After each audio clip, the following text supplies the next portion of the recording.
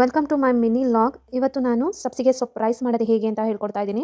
ಡಿಫ್ರೆಂಟಾಗಿ ತಿನ್ನೋಕ್ಕೆ ಬೋರ್ ಆಗ್ತಾ ಇದೆ ಅನ್ಸಿದ್ರೆ ಈ ಥರ ಒಂದು ರೈಸ್ ಮಾಡ್ಕೊತೀನಿ, ತುಂಬ ಟೇಸ್ಟಿಯಾಗಿ ಆಗುತ್ತೆ. ಫಸ್ಟಿಗೆ ಇಲ್ಲಿ ನಾನು ಒಂದು ಬಾಣಲಿ ಇಟ್ಕೊಂಡು 5 ಸ್ಪೂನ್ ಆಯಿಲ್ ಹಾಕ್ಕೊತಾ ಇದ್ದೀನಿ.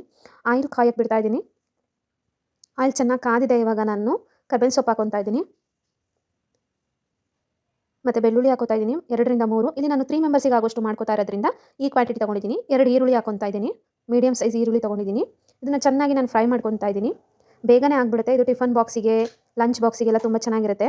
ಟೊಮೆಟೊ ಹಾಕ್ಕೊಂಡು ಚೆನ್ನಾಗಿ ಇವಾಗ ಫ್ರೈ ಮಾಡ್ಕೊತೀನಿ. ನೋಡ್ತಾ ಇರ್ಬೋದು ಚೆನ್ನಾಗಿ ಫ್ರೈ ಆಗ್ತಾ ಇದೆ. ಇವಾಗ 2 ಕಟ್ ಸಬ್ಸಿಗೆ ಸೊಪ್ಪು ತೊಗೊಂಡಿದ್ದೀನಿ. ಅದು ಕೂಡ ಹಾಕ್ಕೊಂಡು ನಾನು ಫ್ರೈ ಮಾಡ್ಕೊತಾ ಇದ್ದೀನಿ. ಹಸಿ ಸ್ಮೆಲ್ಲೆಲ್ಲ ಹೋಗಬೇಕು. ಅಲ್ಲಿ ಚೆನ್ನಾಗಿ ಫ್ರೈ ಮಾಡ್ಕೊಳ್ಳಿ. ಬೆಳಗ್ಗೆ ತಿಂಡಿಗೆ ಏನು ಮಾಡೋದಂತ ಯೋಚನೆ ಮಾಡ್ತಾ ಇದ್ದರೆ ಇದನ್ನು ಬೇಗ ಆಗುತ್ತೆ. ಒಂದು ಸಲ ಟ್ರೈ ಮಾಡಿ ನೋಡಿ. ಟೇಸ್ಟ್ ಹೇಗಿತ್ತು ಅಂತ ಹೇಳಿ ನನಗೆ ಕಮೆಂಟ್ ಮಾಡಿ.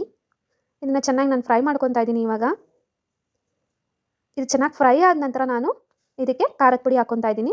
2 ಸ್ಪೂನ್ ಖಾರದ ಪುಡಿ ಹಾಕ್ಕೊತೀನಿ. ಮನೇಲೇ ಮಾಡಿಟ್ಕೊಂಡಿರೋ ಖಾರದ ಪುಡಿ ಇದು. ನೀವು ಕೂಡ ಅದನ್ನೇ ಹಾಕ್ಕೋಬೋದು. ಈಗ ಅದನ್ನು ಕೂಡ ಚೆನ್ನಾಗಿ ಫ್ರೈ ಮಾಡ್ತೀನಿ.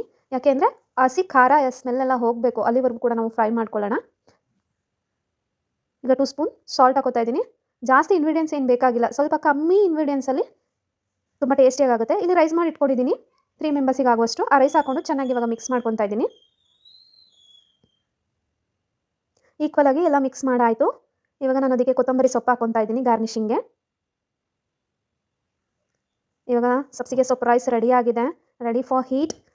ನೀವು ಒಂದ್ಸಲ ಟ್ರೈ ಮಾಡಿ ನೋಡಿ. ಟೇಸ್ಟ್ ಹೇಗಿತ್ತು ಅಂತ ನನಗೆ ಹೇಳಿ ಆಯಿತಾ. Thank you.